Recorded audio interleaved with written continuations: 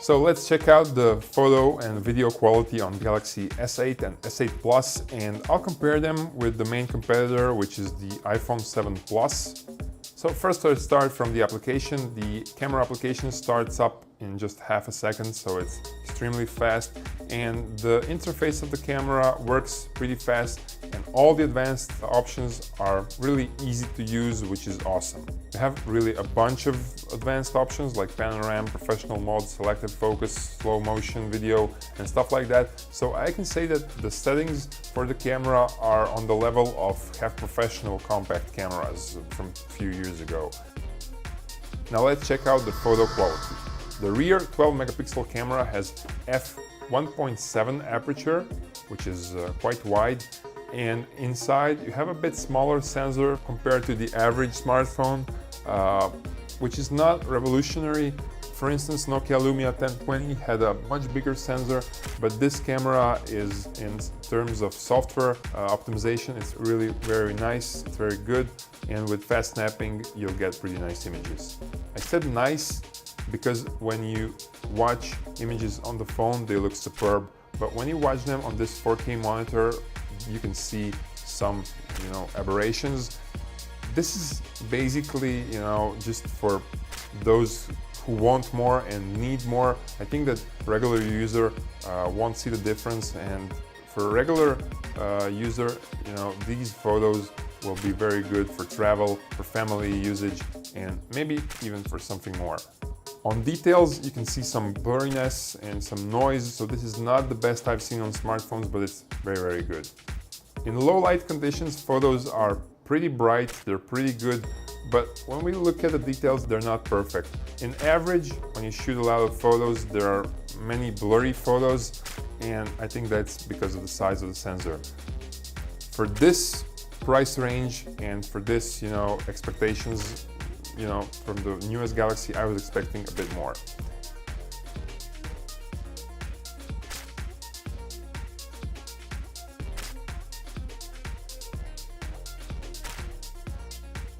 Both devices shoot 4K video on rear cameras on 30 frames per second or Full HD video at 60 frames per second, and video looks very nice. It's very sharp. The stabilization is very nice. So you can use this camera even for YouTube production.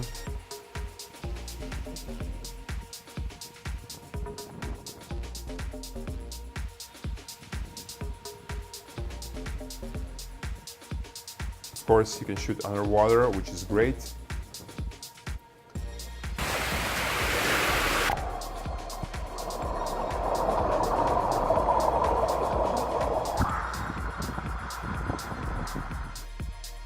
In low light conditions, I can see some noise, and I'm saying this is not the best I've seen, but it's pretty good. I think I've seen better on previous Samsung devices, but this is really high quality, but I cannot say this is the best I've seen.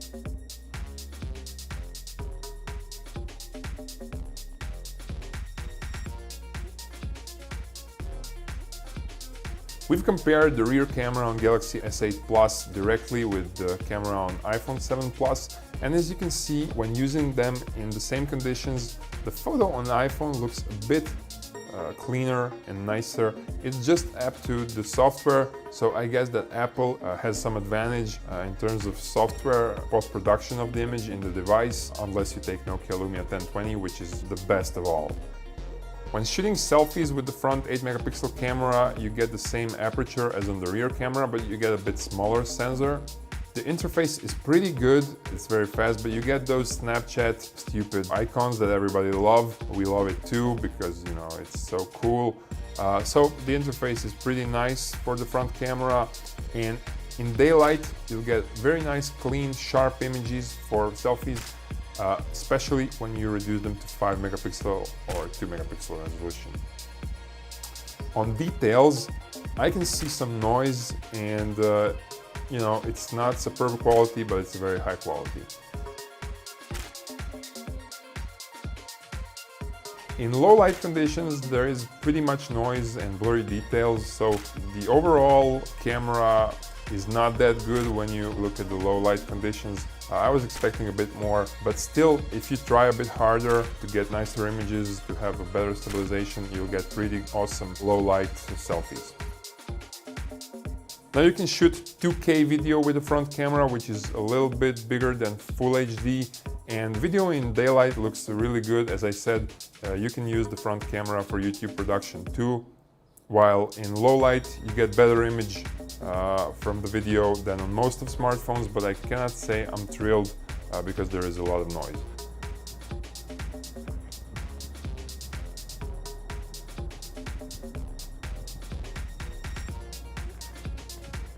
So in the end, I think that, you know, these cameras are the same as on the previous version, Galaxy S7 and S7 Edge, and they're pretty awesome, they're pretty good, but, you know, it's not the best I've seen. I think iPhone has a bit better cameras, and there are some other smartphones like Lumia 1020, which is pretty old, that had just, you know, superb images and superb video quality.